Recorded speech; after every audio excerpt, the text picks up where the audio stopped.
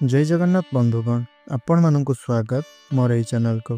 बंधुगण 26 फेब्रुआरी 2025 बुधवार दिन पड़ुअछि महाशिवरात्रि बा जागरर पर्व।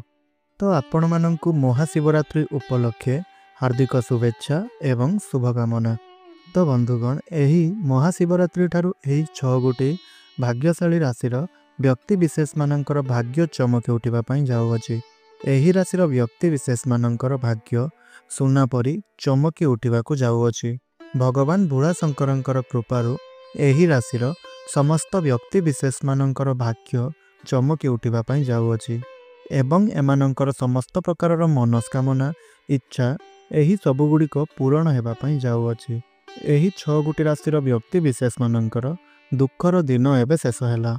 एही महाशिवरात्रि बा जागर ठारू एही 6 गोटी राशिर व्यक्ति विशेष माने हेबा पई जाउछंती महाभाग्यशाली। आमर ज्योतिष शास्त्र अनुसार एही 6 गोटी राशि जे कि कोटिपति हेबार रास्ता रे चलुछंती एवं एही महाशिवरात्रि ठारू ग्रह मानकर गोचर स्थिति किछि एही परि भाबरे बनिबा पई जाउअछि, जाहा फଳରେ एही राशिर व्यक्ति विशेष माने मालामाल हेबा पई जाउछंती। एही राशिर व्यक्ति विशेष मानक उपरे प्रभु भोला शंकरंकर कृपा प्राप्ति हेबा पई जाउअछि। प्रभु भोला शंकरंकर कृपारु आपण मानकु सठिक समय रे एक बहुत बड़ धन लाभ हेबार समय आसुअछि। आपणक उपरु सब करजर भार बा समस्या खसी जिवो। एहा सहित आपणक जीवन रे चालुथिबा समस्त कष्ट गुड़िक समाप्त होई जिवो। प्रभु भोला शंकरंकर कृपारु आपणकर बहुत शीघ्र विवाहर युग मध्य खुली जिवार संभावना नजर को आसुअछि।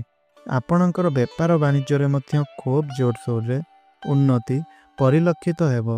मन पसंदर चाकरी मिलिबार मौका मध्य एबे आपणको प्राप्ति हेबो। एहा सहित आपणक मध्य रे आकर्षणर क्षमता मध्य एबे बढ़ी जिवो। तेबे बंधुगण वर्तमान आसंतु जानिबा एही वीडियो माध्यम रे सही सबु भाग्यशाली राशि मानक संपर्क रे जेउ विशेष राशि मानकर भाग्य एही महाशिवरात्रि ठारू परिवर्तन हेबा पई जाउअछि। जेउ राशि मानक संपर्क रे आमे एही वीडियो रे कथा हेउअछि। तो बंधुगण ताहा पूर्वर आपण एही वीडियोटी को गोटे लाइक करंतु एवं भक्तिर सहकारे तळे आसुथबा कमेंट बॉक्स रे ओम नमः शिवाय हर हर महादेव निश्चय रूप रे आपण लिखि दियंतु। आउ जदि चैनल टी रे नुआ अछंती एवं प्रथम थर पई हमर एही चैनल रे आपण वीडियो देखुछंती ताहले चैनल टी को मध्य सब्सक्राइब करि नियंतु। तेबे बंधुगण प्रथम भाग्यशाली राशिटी हेउछि तुला राशि। तुला राशिर व्यक्ति विशेष माननकु सेमानंकर जीवन रे बे अपार सफलता प्राप्ति हेबार संभावना नजर को आसुअछि। आपणक अजाणतरे एबे घरे सुख समृद्धि एवं धनर आगमन हेबो।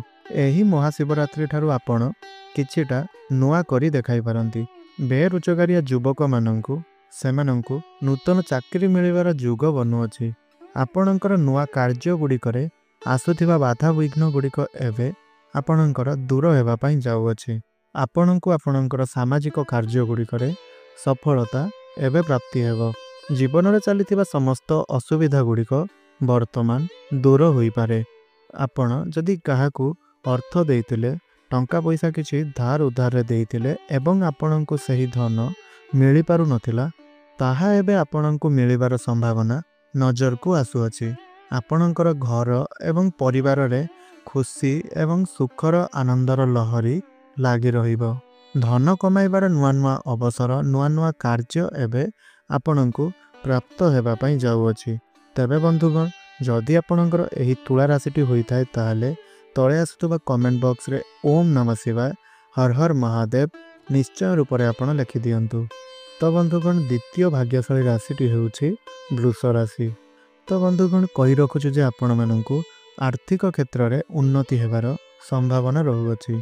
आपणकर आगामी समय गुड़िक बहुत शुभ एवं सुंदर भावरे कटिबार नजर को आसुअछि। व्यापार वाणिज्य क्षेत्र रे आपणकु धन लाभ हेबार संभावना नजर को आसुअछि बा अधिक लाभ हेबार युग मध्य आपणकर बनुअछि। एही समय रे आपणकर कोनोसी प्रकारर दूर यात्रा लाभदायक सिद्ध हेबो एवं आपणकर आगुको आसिबार थिबा समस्त प्रकारर दुख एवं समस्या गुड़िकर अंत घटिबा पई जाउअछि। ଚାକିରି ବା ଜବ୍ କରୁଥିବା ବ୍ୟକ୍ତିବିଶେଷମାନଙ୍କ ପାଇଁ କି ଏହି ମହାଶିବରାତ୍ରି ପରର ସମୟ ଅତ୍ୟଧିକ ଶୁଭ ରହିବା ପାଇଁ ଯାଉଅଛି, ଶୁଭ ସାବ୍ୟସ୍ତ ହେବାକୁ ଯାଉଅଛି। ବୃଷ ରାଶିର ବ୍ୟକ୍ତିବିଶେଷମାନଙ୍କର ଘରେ ଅଧିକ ମାତ୍ରାରେ ଖୁସିର ବର୍ଷା ହେବ। ସେମାନଙ୍କ ପରିବାର ଖୁସିରେ ରହିବ। ଆପଣଙ୍କର ପ୍ରେମ ଜୀବନରେ ମଧ୍ୟ ଖୁସିର ମାହୋଲ ଲାଗି ରହିବ। ତେବେ ବନ୍ଧୁଗଣ, ଯଦି ଆପଣଙ୍କର ଏହି ରାଶିଟି ହୋଇଥାଏ ତାହେଲେ ତଳେ ଆସୁଥିବା କମେଣ୍ଟ ବକ୍ସରେ ଓମ୍ ନମଃ ଶିବାୟ ନିଶ୍ଚୟ ରୂପରେ ଆପଣ ଲେଖିଦିଅନ୍ତୁ। ତ ବନ୍ଧୁଗଣ, ତୃତୀୟ ଭାଗ୍ୟଶାଳୀ ରାଶିଟି ହେଉଛି ସିଂହ ରାଶି। ତ ବନ୍ଧୁଗଣ, ଏହି ସିଂହ ରାଶିର ବ୍ୟକ୍ତିବିଶେଷମାନଙ୍କ ଉପରେ ଭୋଳା ଶଙ୍କରଙ୍କର ଅପାର କୃପା ଦୃଷ୍ଟି ବର୍ଷିବା ପାଇଁ ଯାଉଅଛି। ଆପଣମାନଙ୍କୁ ସଫଳତା ମିଳିବାର ଯୁଗ ମଧ୍ୟ ବନୁଅଛି। ଆର୍ଥିକ ସଙ୍କଟରୁ ଆପଣମାନଙ୍କୁ ମୁକ୍ତି ମିଳିବ। ଯାହା ବି କିଛି ଆପଣଙ୍କର ଆର୍ଥିକ ସମସ୍ୟା ରହିଛି ତାହା ସବୁକିଛି ଆପଣଙ୍କର ଧୀରେ ଧୀରେ କମ୍ ହେବା ପାଇଁ ଲାଗିବ। ନିଶ୍ଚିନ୍ତ ରୂପରେ ଆପଣମାନଙ୍କୁ ସଫଳତା ପ୍ରାପ୍ତି ହେବ। ଦିନରାତି ପରିଶ୍ରମ କରି ଆପଣମାନେ ଉନ୍ନତି କରିବା ସହିତ ନିଜର ଗୋଟିଏ ନୂତନ ପରିଚୟ ମଧ୍ୟ ଆପଣ ସୃଷ୍ଟି କରିବେ। ଏକ ମହତ୍ତ୍ୱପୂର୍ଣ୍ଣ କାର୍ଯ୍ୟରେ ଆପଣମାନେ ନିର୍ଣ୍ଣୟ ନେବାରେ ସଫଳ ମଧ୍ୟ ହୋଇପାରନ୍ତି। ଆଗାମୀ ସମୟରେ ଆପଣଙ୍କର ଭାଗ୍ୟ ଘୋଡ଼ାଠାରୁ ଅଧିକ ଜୋରରେ ଦୌଡ଼ିବା ପାଇଁ ଲାଗିବ ଏବଂ ଏହି ମହାଶିବରାତ୍ରି ଠାରୁ ଆପଣଙ୍କ ଜୀବନରେ ଖୁସିର ବର୍ଷା ହେବ। ସିଂହ ରାଶିର ବ୍ୟକ୍ତିବିଶେଷମାନଙ୍କ ପାଇଁ ଧନ ଗୋଟିଏ ନୂତନ ଧାରାରେ ବହିବ। ଏହା ସହିତ ଅଚାନକ ଭାବରେ ଆପଣଙ୍କୁ ଆର୍ଥିକ ଲାଭ ପ୍ରାପ୍ତି ହେବାର ବହୁତ ଅଧିକ ଯୁଗ ସୃଷ୍ଟି ହେଉଅଛି। ତ ବନ୍ଧୁଗଣ, ଯଦି ଆପଣଙ୍କର ଏହି ସିଂହ ରାଶିଟି ହୋଇଥାଏ ତାହେଲେ ଆପଣ ଆମର ଏହି ଭିଡ଼ିଓଟିକୁ ଗୋଟିଏ ଲାଇକ୍ ନିଶ୍ଚୟ ରୂପରେ ଆପଣ କରିଦିଅନ୍ତୁ। ତ ବନ୍ଧୁଗଣ, ବର୍ତ୍ତମାନ ଆସନ୍ତୁ ଜାଣିବା ଚତୁର୍ଥ ଭାଗ୍ୟଶାଳୀ ରାଶି କନ୍ୟା ରାଶି ସମ୍ପର୍କରେ। ତ ବନ୍ଧୁଗଣ, କହି ରଖୁଛୁ ଯେ କନ୍ୟା ରାଶିର ବ୍ୟକ୍ତିବିଶେଷମାନଙ୍କର ଘରେ ଏବଂ ପରିବାରରେ ସୁଖ ସମୃଦ୍ଧିର ବର୍ଷା ହେବ, ଯାହାଫଳରେ ସାମାଜିକ ପ୍ରତିଷ୍ଠାରେ ଆପଣମାନଙ୍କର ଭାଗ୍ୟ ଖୋଲିଯିବ। ଆପଣମାନଙ୍କର ବେପାର ବାଣିଜ୍ୟ କ୍ଷେତ୍ରରେ ଲାଭ ହେବାର ପୁରା ସମ୍ଭାବନା ବନୁଅଛି। ଚାକିରି କ୍ଷେତ୍ରରେ ଉନ୍ନତିର କୌଣସି ବଡ଼ ଖୁସିର ଖବର ଆପଣଙ୍କୁ ପ୍ରାପ୍ତି ହୋଇପାରେ। ଆଉ ସେହି ଖୁସିର ଖବର ଆପଣଙ୍କ ମନକୁ ପ୍ରସନ୍ନ ଏବଂ ଶାନ୍ତ ରଖିବ। ଧନରେ ଅପାର ବୃଦ୍ଧି ଏବଂ ଚାକିରିରେ ପ୍ରମୋସନ୍ ହେବାର ଯୁଗ ମଧ୍ୟ କନ୍ୟା ରାଶିର ବ୍ୟକ୍ତିବିଶେଷମାନଙ୍କର ବନୁଅଛି। ତେବେ ବନ୍ଧୁଗଣ, ଯଦି ଆପଣଙ୍କର ଏହି କନ୍ୟା ରାଶିଟି ହୋଇଥାଏ ତାହେଲେ ଆପଣ ତଳେ ଥିବା କମେଣ୍ଟ ବକ୍ସରେ ଓମ୍ ନମଃ ଶିବାୟ ହର ହର ମହାଦେବ ନିଶ୍ଚୟ ରୂପରେ ଆପଣ ଲେଖିଦିଅନ୍ତୁ। ତ ବନ୍ଧୁଗଣ, ପଞ୍ଚମ ଭାଗ୍ୟଶାଳୀ ରାଶିଟି ହେଉଛି ମକର ରାଶି। ମକର ରାଶିର ବ୍ୟକ୍ତିବିଶେଷମାନଙ୍କର ଜୀବନରେ ସମସ୍ତ ପ୍ରକାରର ଖୁସି ଏହି ମହାଶିବରାତ୍ରି ପରଠାରୁ ଆସିବା ପାଇଁ ଯାଉଅଛି ସେମାନଙ୍କ ଜୀବନରେ। ଆଉ ଆପଣମାନେ ମଧ୍ୟ ଅତି କଠିନରୁ କଠିନ କାର୍ଯ୍ୟଗୁଡ଼ିକୁ ଅତି ସହଜରେ କରି ଆଗକୁ ଆପଣ ବଢ଼ି ଚାଲିବେ। ପରିଶ୍ରମ ଏବଂ ଶ୍ରମିକ କାର୍ଯ୍ୟ କରୁଥିବା ବ୍ୟକ୍ତିବିଶେଷମାନଙ୍କୁ ଏହି ମହାଶିବରାତ୍ରି ଠାରୁ ମହାଦେବଙ୍କ କୃପାରୁ ଆପଣଙ୍କୁ ଅଧିକ ଧନ ପ୍ରାପ୍ତି ହେବ ଏବଂ ଆପଣଙ୍କ କାର୍ଯ୍ୟ ଅନୁସାରେ ଆପଣଙ୍କୁ ଧନ ପ୍ରାପ୍ତି ହେବା ଆରମ୍ଭ ହୋଇଯିବ, ଯାହାଫଳରେ ଆପଣ ଆପଣଙ୍କ ପରିବାରର ସଦସ୍ୟମାନଙ୍କ ପାଇଁ କିଛି ନୂଆ ନୂଆ ଜିନିଷ ଗୁଡ଼ିକ କିଣିପାରନ୍ତି। ଏହା ସହିତ ଆପଣଙ୍କ ପରିବାରରେ ଏବେ ଖୁସିର ଲହରୀ ଲାଗି ରହିବ ଏବଂ ଆପଣଙ୍କ ପରିବାରରେ ମଧ୍ୟ କୌଣସି ପ୍ରକାରର ମାଙ୍ଗଳିକ କାର୍ଯ୍ୟ ଗୁଡ଼ିକର ଆୟୋଜନ ହୋଇପାରେ।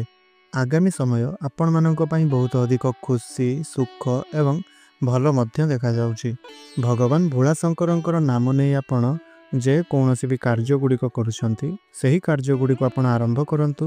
ଆପଣ ନିଶ୍ଚୟ ରୂପରେ ଦେଖିବେ ଯେ ସେହି କାର୍ଯ୍ୟ ଗୁଡ଼ିକରେ ଆପଣଙ୍କୁ ସଫଳତା ନିଶ୍ଚୟ ରୂପରେ ମିଳିବ। ତ ବନ୍ଧୁଗଣ, ଯଦି ଆପଣଙ୍କର ଏହି ମକର ରାଶିଟି ହୋଇଥାଏ ତାହେଲେ ଆପଣ ଆମର ଏହି ଭିଡ଼ିଓଟିକୁ ଗୋଟିଏ ଲାଇକ୍ ନିଶ୍ଚୟ ରୂପରେ କରିଦିଅନ୍ତୁ। ତ ବନ୍ଧୁଗଣ, ଷଷ୍ଠ ଭାଗ୍ୟଶାଳୀ ରାଶିଟି ହେଉଛି କୁମ୍ଭ ରାଶି।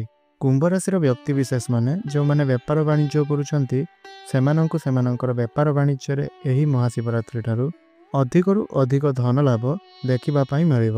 ଆପଣଙ୍କର ସଫଳତା ବା ଆପଣଙ୍କର ଉପରକୁ ଉଠିବାର ଦେଖି ଏବେ ଆପଣଙ୍କର ଶତ୍ରୁମାନେ ଆପଣଙ୍କ ପ୍ରତି ଅତ୍ୟଧିକ ଉଗ୍ର ହୋଇଯିବେ ଏବଂ ସେମାନେ ଆପଣଙ୍କର ଅନେକ କ୍ଷତି ଏବଂ ଅନିଷ୍ଟ କରିବାର ବାଟ ମଧ୍ୟ ଖୋଜିବେ। ଏହା ସହିତ ସେମାନେ ଆପଣଙ୍କର କିଛିଟା କ୍ଷତି ପହଞ୍ଚାଇବାର ଚେଷ୍ଟା କରିପାରନ୍ତି, କିନ୍ତୁ ଆପଣ ଏଥିସବୁ ପ୍ରତି ଡରିବାର କୌଣସି ପ୍ରକାରର ବି ଆବଶ୍ୟକତା ନାହିଁ, କାହିଁକି ନା ଆପଣଙ୍କର ଏହିସବୁ ଶତ୍ରୁମାନେ ସେମାନଙ୍କର ଚେଷ୍ଟାରେ ବିଫଳ ହୋଇଯିବେ। କେବେ ବି ଆପଣଙ୍କର ଶତ୍ରୁମାନେ ସେମାନଙ୍କର ଏହିଭଳି ଚେଷ୍ଟା ଗୁଡ଼ିକରେ ସେମାନେ ସଫଳ ହୋଇପାରିବେ ନାହିଁ। ପାଠ ପଢ଼ୁଥିବା ବା ଶିକ୍ଷାର୍ଥୀମାନଙ୍କୁ ବହୁତ ଅଧିକ ଶୀଘ୍ର ସେମାନଙ୍କର ଗୁରୁଜନମାନଙ୍କ ଠାରୁ ସମ୍ମାନ ପ୍ରାପ୍ତି ହୋଇପାରେ। ଏହା ସହିତ ବିଦ୍ୟାର୍ଥୀମାନଙ୍କର ପରୀକ୍ଷାରେ ସଫଳତାର ଯୁଗ ମଧ୍ୟ ବନୁଅଛି। ଘର ପରିବାରରେ ଆପଣଙ୍କୁ ଏବଂ ଆପଣଙ୍କର ପରିବାରର ସଦସ୍ୟମାନଙ୍କୁ ଆପଣଙ୍କ ସ୍ତ୍ରୀଙ୍କର ସାହାଯ୍ୟ ଏବଂ ସହଯୋଗ ଅବଶ୍ୟ ରୂପରେ ପ୍ରାପ୍ତି ହେବ ଏବଂ ସୁଖ ଦୁଃଖରେ ଆପଣଙ୍କର ସ୍ତ୍ରୀ ଆପଣଙ୍କର ସ୍ୱାମୀ ଆପଣଙ୍କର ସହିତ ସାଥୀ ହୋଇ ଆପଣଙ୍କର ସମସ୍ତ ଦୁଃଖ କଷ୍ଟ ଗୁଡ଼ିକରେ ସାଥ ଦେବେ। ପ୍ରଭୁ ଭୋଳାଶଙ୍କରଙ୍କର କୃପା ଦୃଷ୍ଟି କୁମ୍ଭ ରାଶିର ବ୍ୟକ୍ତିବିଶେଷମାନଙ୍କ ଉପରେ ସର୍ବଦା ସେମାନଙ୍କ ସାଥିରେ ରହିବ। ତ ଯଦି ଆପଣମାନେ ମଧ୍ୟ ପ୍ରଭୁ ଭୋଳାଶଙ୍କରଙ୍କୁ ସଚ୍ଚା ହୃଦୟରୁ ଭକ୍ତି କରୁଥାନ୍ତି, ବିଶ୍ୱାସ କରୁଥାନ୍ତି, ତେବେ ତଳ ଥିବା ଆମର କମେଣ୍ଟ ବକ୍ସରେ ଓମ୍ ନମଃ ଶିବାୟ ହର ହର ମହାଦେବ ନିଶ୍ଚୟ ରୂପରେ ଲେଖିଦିଅନ୍ତୁ ଏବଂ ଏହି ଭିଡ଼ିଓଟିକୁ ଗୋଟିଏ ଲାଇକ୍ ନିଶ୍ଚୟ ରୂପରେ କରିଦିଅନ୍ତୁ।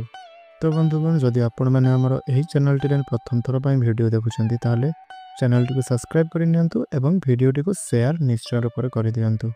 ତ ଆପଣଙ୍କର ଦିନଟି ଶୁଭମୟ ହେଉ, ଏହା ହିଁ ମୋର ପ୍ରଭୁ ଶ୍ରୀ ଜଗନ୍ନାଥଙ୍କ ନିକଟରେ ପ୍ରାର୍ଥନା। ଆଜିର ଏହି ଭିଡ଼ିଓଟିକୁ ମୁଁ ଏଇଠି ରଖୁଛି। ପୁଣି କଥା ହେବା ଆଉ ଏକ ନୂତନ ଭିଡ଼ିଓ ମାଧ୍ୟମରେ। ରହୁଛି। ଧନ୍ୟବାଦ। ଜୟ ଜଗନ୍ନାଥ।